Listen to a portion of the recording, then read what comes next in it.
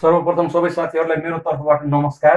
र आज मैले भिडियो बनाउने क्रममा फ्रेन्च रिभोल्युसन यानी कि फ्रान्सको राज्य क्रान्ति बारे भिडियो बनाउन गइरहेको छु साथीहरू। यो भिडियो विश्वको भूगोल विश्वको इतिहास अन्तर्गत पर्ने विषय हो र यहाँबाट पनि लोकसेवामा तथा विभिन्न सङ्घ संस्थाको इक्जाममा प्रश्नहरू देख्न पाइन्छ। र यो फ्रेन्च रिभोल्युसनको कुरा गर्दाखेरि यो फ्रेन्च रिभोल्युसन कहिले भएको थियो भन्दाखेरि यो मैं यहाँनिर डेट लेखेको छु 1789 1789 अनि मे 5 देखि 1789 मे 5 देखि 1799 जुलाई 14 सम्म भएको रिभोल्युसनलाई नै फ्रान्सको राज्य क्रान्ति भनिन्छ साथीहरू। यो फ्रान्समा घटेको घटना भएको कारणले यसलाई फ्रान्सको राज्य क्रान्ति बनेको हो। र यो कति दिनसम्म चलेको थियो भन्दाखेरि 10 वर्ष 6 महिना 4 दिनसम्म चलेको क्रान्ति थियो।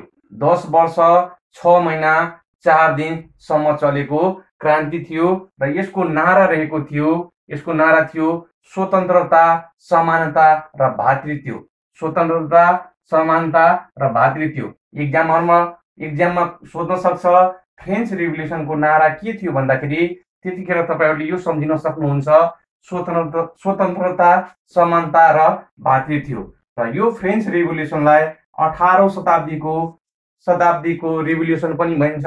किन भन्दाखेरि यो 18औं शताब्दीमा भएको क्रान्ति थियो र यसलाई बौद्धिक क्रान्ति पनि भनिन्छ साथीहरू। फ्रेन्च रिभोल्युसनलाई बौद्धिक क्रान्ति पनि भनिन्छ।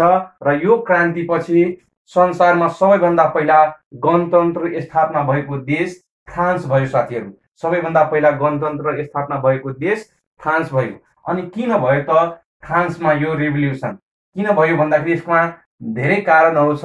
मैले मुख्य 3वटा कारणहरू लिएर आएको छु। एउटा छ राजनीतिक कारण, अर्को छ सामाजिक कारण र अर्को छ आर्थिक कारण। राजनीतिक कारण, सामाजिक कारण र आर्थिक कारण पढ्नलाई सजिलो होस् भनेर मैले यसरी यो टेबल जस्तो बनाएर लेखेको छु साथीहरू। र राजनीतिक कारणमा सबैभन्दा पहिला थियो निरङ्कुश राजतन्त्र। फ्रान्सका राजाहरू निरङ्कुश शासन चलाउँथे। उनीहरूले आफ्नो बारेमा मात्र सोच्थे साथीहरू र उनीहरूले जनताको बारेमा विचार गर्दैनथे। यो कारणले गर्दाखेरि यहाँनिर आन्दोलन भएको हो, क्रान्ति भएको हो। त्यसपछि थियो राजदरबारको विलासिता। राज्यको धेरै सम्पत्ति राजदरबारको विलासितामा खर्च गरिन्थ्यो, जनताको बारेमा ध्यान दिँदैनथ्यो। त्यो कारणले पनि यो देशमा क्रान्ति भएको हो। अनि छ प्रशासनिक भ्रष्टाचार। प्रशासनिक भ्रष्टाचार कसरी हुन्थ्यो भन्दाखेरि यो फ्रान्समा जुन राजपरिवारसँग नजिकको जुन व्यक्तिहरू थिए उनीहरूले अनेक किसिमको भ्रष्टाचार गर्थे, प्रशासनिक अव्यवस्था गर्थे, प्रशासनमा व्यवस्थापन राम्रो थिएन। यसले गर्दाखेरि जनताहरू धेरै मारमा परेका थिए। र यो कारणहरूले गर्दा पनि त्यहाँको बुद्धिजीवीहरूले, लेखकहरूले यो आन्दोलन गर्नुपर्छ भनेर यसमा समर्थन गरेको कारणले यो आन्दोलन भएको हो। त्यसपछि थियो न्याय अव्यवस्था दुर्बलता। न्यायको अवस्था राम्रो थिएन। राज्यको निकटतम व्यक्तिहरूले गल्ती गरे पनि उनीहरूलाई कसैले केही भन्न सक्दैन थियो साथीहरू। त्यसपछि छ व्यक्तिगत स्वतन्त्रताको अभाव।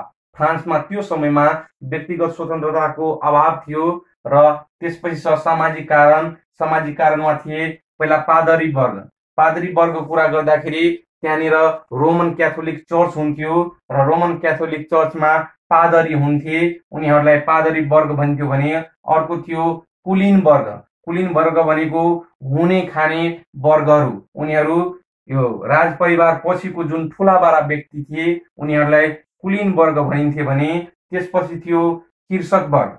कृषक वर्गहरू एकदम शोषित थिए। त्यहाँका कृषक वर्गहरूलाई करिब 80% कर लगाइएको थियो र धेरै करको चापमा परेको कारणले गर्दाखेरि नै त्यहाँ फ्रान्सको राज्य क्रान्ति भएको हो। त्यसपछि थियो मजदुर वर्ग। मजदुरहरूले धेरै काम गर्नुपर्ने र धेरै कर दिनुपर्ने, त्यही भएर उनीहरू कहिले पनि अगाडि बढ्न सकेको थिएन। अनि मध्यम वर्ग पनि यो पादरी वर्ग र कुलीन वर्गबाट शोषित भएको कारणले फ्रान्समा क्रान्ति हुन पुग्यो। र अन्तिम कारण छ आर्थिक कारण। आर्थिक कारणमा थियो दोषपूर्ण कर व्यवस्था। कर 80% कर उठाइन्थ्यो। विभिन्न बाहनामा विभिन्न किसिमको करहरूको व्यवस्था गरेको थियो, जसले चाहिँ राज्यको ढोकुटीलाई मात्रै बलियो बनाउने काम गर्थ्यो साथीहरू। त्यसपछि अव्यवस्थित अर्थव्यवस्थाको कुनै पनि सिस्टम थिएन, प्रणाली थिएन। राज्यले जे विषयमा पनि खर्च गर्दा त्यहाँनिर उचित हुन्थ्यो र राज्यले आफ्नो भोग विलासको विषयमा धेरै खर्च गर्थे, जनताको विषयमा सोच विचार गर्दैनथे। त्यसपछि कर वसुलीको प्रणालीको कुरा गर्दाखेरि त्यहाँनिर विभिन्न किसिमको भोग कर, इन्टरटेनमेन्ट करहरू र उनीहरूको कुनै सिस्टम थिएन अनि अत्यधिक मात्रामा कर लगाइएको थियो। व्यापारिक एवं व्यावसायिक अवरोध, व्यापार गर्नको लागि, व्यवसायिकहरू गर्नको लागि विभिन्न किसिमको अवरोधहरू थियो। त्यसपछि थियो सैनिकको असन्तोष, सैनिकहरूले राज्यलाई सेवा गर्थे तर उनीहरूलाई राज्यले सन्तोष दिन सकेको थिएन। अनि थियो बेरोजगारीको समस्या, त्यहाँका बेरोजगार जनताहरूले काम नपाइसकेपछि यो आन्दोलनमा होमिन पुग्यो र फ्रान्सको राज्य क्रान्ति भयो। फ्रान्सको राज्य क्रान्ति भइसकेपछि यसको इफेक्ट, प्रभाव यो पुरै संसारमा, पुरै विश्वमा पर्यो र योबाट संसारका धेरै देशहरूले विभिन्न किसिमको स्वतन्त्रताको पाठहरू सिके र विभिन्न देशहरू पछि गएर विभिन्न आन्दोलन गरेर स्वतन्त्र भए साथीहरू। अन्य जानकारी पनि छ हामीसँग। यो पोइन्टहरूलाई तपाईहरूले कपीमा लेखेर पढ्नु भयो भने तपाईहरूलाई बढी राम्रो हुन्छ। र यो फ्रेन्च रेभोल्युसनको कुरा गर्दाखेरि फ्रेन्च रेभोल्युसनको अन्य जानकारी पनि छ, त्यो म लेखाउन गइरहेको छु। र फ्रान्सको राज्य क्रान्ति हुँदाखेरि फ्रान्सको राज्य क्रान्ति हुँदाको फ्रान्सको राजा फ्रान्सको राज्य क्रान्ति हुँदाको फ्रान्सको राजा को थियो भन्दाखेरि लुई सोरो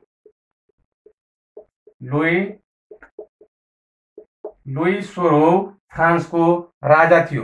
र यो लुई सोरोको एउटा भनाइ थियो साथीहरू।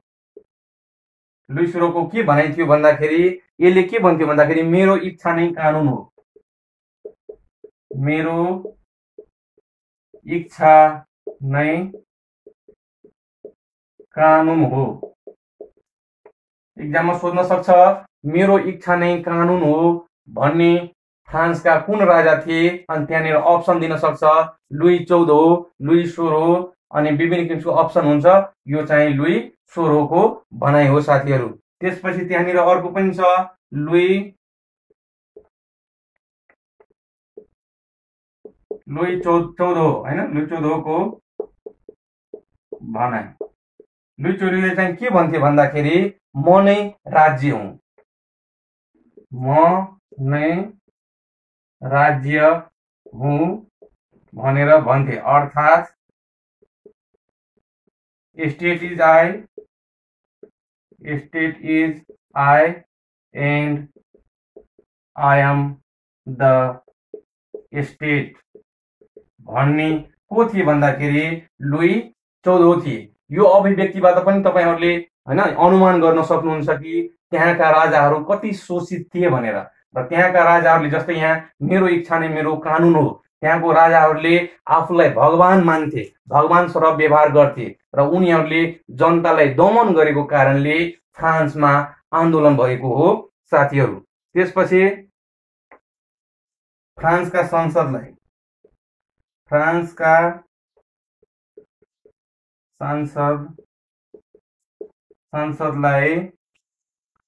स्टेट जनरल भनिदियो साथीहरू। स्टेट जनरल भनिन्थ्यो। फ्रान्सको आन्दोलन हुँदाखेरि त्यतिखेर फ्रान्सको सांसदहरूलाई स्टेट जनरल भनिन्थ्यो। अन्य पनि जानकारी छ, यसलाई पनि म रब गर्दैछु र यो जानकारीहरू तपाईहरूलाई एकदम उपयुक्त हुन सक्छ।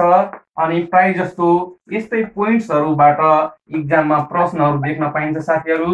त्यही भएर यो पोइन्ट्सहरूलाई तपाईहरूले एकदम मनन गरेर पढ्नु होला र यो पोइन्ट्सहरू एकदम इम्पोर्टेन्ट रहेको छ। यो विषय तपाईको विश्वको इतिहास अन्तर्गतको विषय हो साथीहरू। अब छ हामीसँग Roman Catholic church. Roman Catholic church. फ्रान्सका राज परिवारहरू रोमन क्याथोलिक चर्चमा गएर प्रे गर्थे र यो रोमन क्याथोलिक चर्च त्यहाँको प्रमुख पूजा स्थल हुन्थ्यो साथीहरू। र यसको वार्षिक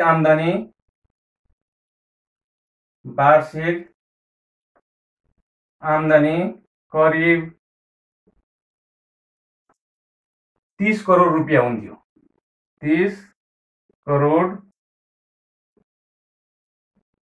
रुपियाँ थियो साथीहरू।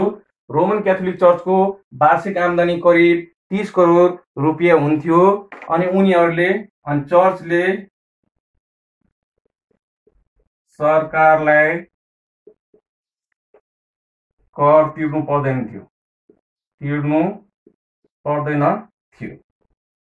चर्चले सरकारलाई, फ्रान्सको सरकारलाई कर तिर्नुपर्ने व्यवस्था थिएन। अनि चर्चले किसानबाट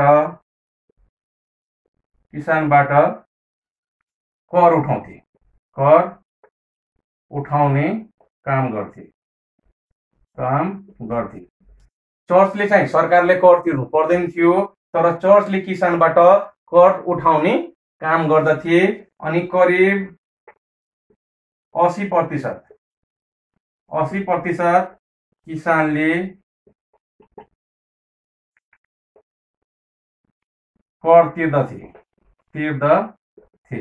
भनेको मतलब किसान काम गरे बापत उनीहरूलाई जति आम्दानी हुन्थ्यो त्यो आम्दानीको 80% कर किसानहरूले चर्चमा भुक्तान गर्नु पर्थ्यो साथीहरू। र यसलाई धार्मिक कर भनिन्थ्यो र यिनलाई तिथे पनि भन्थ्यो साथीहरू। धार्मिक करलाई तिथे भन्थ्यो। धार्मिक कर यानी कि तिथे भन्थ्यो। त्यसपछि यो फ्रान्स रेभोल्युसनको प्रमुख पोइन्ट छ। सन् 1793 जनवरी 21 मा फ्रान्सको राजा लुई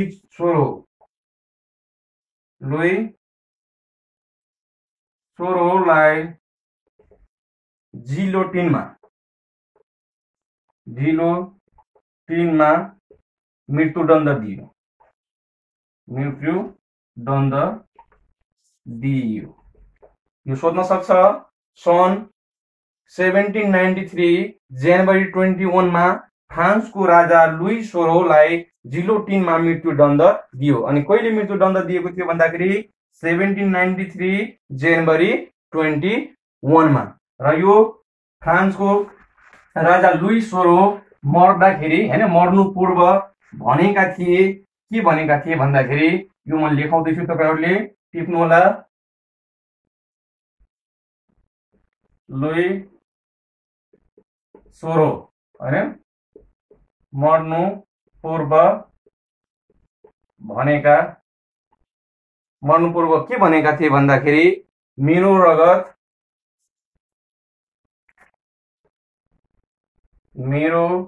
रगत फ्रान्सको समृद्धिको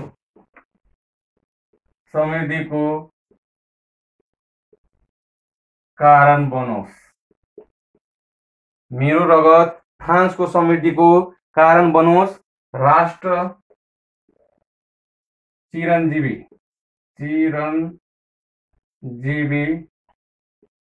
रहोस् भनेर भनेका। लुई सोरो मर्नु पूर्व भनेका थिए। के भनेका थिए भन्दाखेरि मेरो रगत फ्रान्सको समृद्धिको कारण बनोस्, राष्ट्र चिरञ्जीवी रहोस् भनेर भनेका थिए। यो चाहिँ भनेर हो साथीहरू, भनेर भनेका थिए। त्यसपछि फ्रेन्च रिभोल्युसन रिभोल्युसनमा योगदान गरेका व्यक्ति। फ्रेन्च रिभोल्युसनमा योगदान गरेका व्यक्ति को थियो भन्दाखेरि मेन 3 जना व्यक्तिहरू थिए। एक नम्बरमा थियो मोन्टेस्क्यू र यो मोन्टेस्क्यू को थिए भन्दाखेरि न्यायाधीश थिए साथीहरू, न्यायाधीश थिए। त्यसपछि अर्को व्यक्ति थिए भोल्तेय र यो भोल्तेय को थिए भन्दाखेरि लेखक थिए। र तेस्रो व्यक्ति थियो रुसो थिए। अनि रुसो चाहिँ दार्शनिक थिए साथीहरू, दार्शनिक थिए। फ्रेन्च रिभोल्युसनमा योगदान गरेका व्यक्तिहरू मोन्टेस्क्यू, भोल्तेय र रुसो थिए। मोन्टेस्क्यू न्यायाधीश थिए भने भोल्तेय लेखक थिए र रुसो चाहिँ दार्शनिक थिए। त्यसपछि छ यो फ्रेन्च रिभोल्युसनसँग सम्बन्धित नेपोलियन बोनापार्ट। अब नेपोलियन बोनापार्टको कुरा गर्दाखेरि सन् 1799 मा नेपोलियन बोनापार्ट सत्तामा आए। नेपोलियन बोनापार्ट कहिले सत्तामा आए भन्दाखेरि 1799 मा नेपोलियन बोनापार्ट सत्तामा आए। र नेपोलियन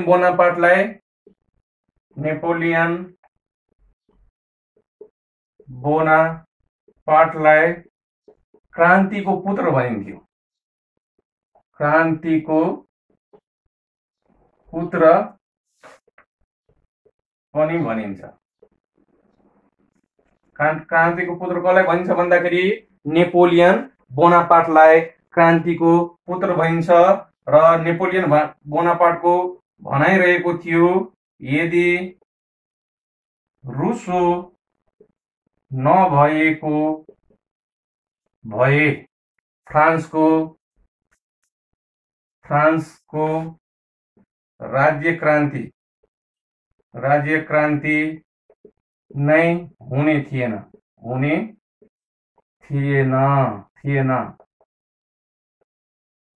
नेपोलियन बोनापार्टले भनेको थियो यदि रुसो नभएको भए फ्रान्सको राज्य क्रान्ति नै हुने थिएन।